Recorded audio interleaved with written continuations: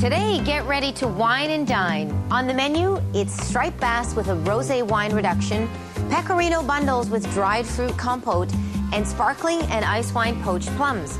Bringing their favorite wines are Chef Jason Parsons from Peller Estates Winery, wine writer Natalie McLean, and Martin Malivoire from Malivoire Wine Company.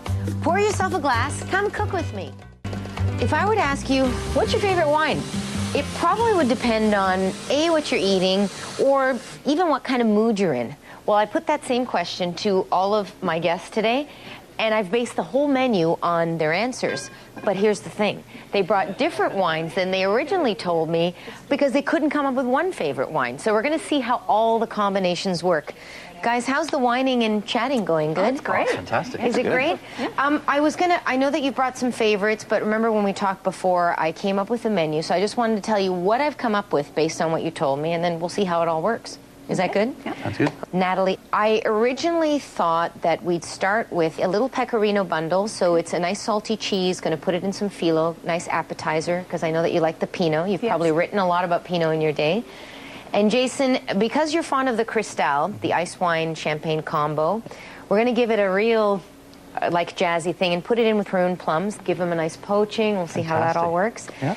And Martin, something interesting, a little striped bass, so not a sea bass, but a nice striped bass with a rosé because you're fond of the rosé. Yes. And then we can see how all, the other combinations work. Perfect. So I'm going to get a lead on the appetizers. You guys chill for a bit and I'll call you in. Right. So it's an interesting thing, what is your favorite wine? Because I always get the question, what's your favorite food? But it really does depend on what you feel like eating. What are you eating? What mood are you in? So for Natalie, she said that she loved the Pinot. So I'm really curious to see how this pecorino is going to work. Nice and salty, and I'm blending it with a compote that's going to be quite sweet. So let me get the bundles going. And you know that phyllo had to work its way in sooner or later. I got some butter already melted. And for this one, I'm essentially going to cut them into quarters. And this is a great little trick to get nice and fluffy bundles. Sometimes I think what happens is we tend to over crunch them and then we don't get that nice light fluffy texture. So really simple. Butter. I want to make it nice and crispy. And so I take the second square or rectangle here and then just lay it offset to the first one. So then I take my cheese, and this is very versatile. I could use a brie or a camembert. So then I just fold it together, gently bringing the edges in, just so that they look like little bundles. Okay, so I'm just going to get my baking sheet to put them on. And I'm going to make, I think, 4, because I'm going to be serving them with a little bit of green. Now, if you want to ask the question, can I use olive oil for this? Certainly I could, but I like the sweetness of the butter. It's going to make it just a little bit slightly sweet with the saltiness of the pecorino, so that's why I went that way. And in to the oven they're going to go. So 350 to 375. If I've got convection, I definitely have it on because it's going to make them nice and crispy. And I'll keep my eye on these.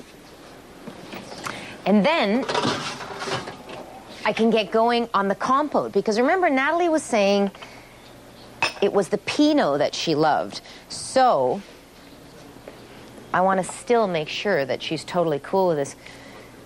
So Natalie, how do you think the salt is going to work with the Pinot and the little dried fruit? Do you think it's going to work? We're going to find out, aren't we? Well, I look at acidity in wine as the salt of wine. Okay. I think it brings forward the flavors. Okay. What you're proposing sounds like it's going to work. Okay. Proof's in the pudding, but proof is in the pudding. Yeah. Okay, so I'll keep going. I'm going to come check with you in a couple of seconds. Okay, great. I'm going to make essentially a compote, and these are one of my favorite things to use. Beautiful little dried cherries. I've softened them in a little bit of brandy. Stop eating cherries. Note to self, they're so good. I have to say, I'm loving the dried cherry. So this compote is going to be a combination of a little bit of water, the cherries, and then I'm going to add a touch of sugar to that just to give them a little viscosity, because I don't want this to be loose. It is, after all, a compote. So about 1/3 or so of a cup. But I'm going to test that after it's cooked down. And if it seems too liquidy, then I can just reduce it down a slight bit. So essentially, that's all there is to it. I'm going to keep my eye on the little bundles. This is going to come to a boil. I think it's about time I get my hands on a little glass of wine and call them in to cook with me. Guys, are you ready to come on in? Sure. Perfect. Bring your glasses, bring some wine, come on in and we'll cook. That's good. Okay. You got the corkscrew? You got it? Okay.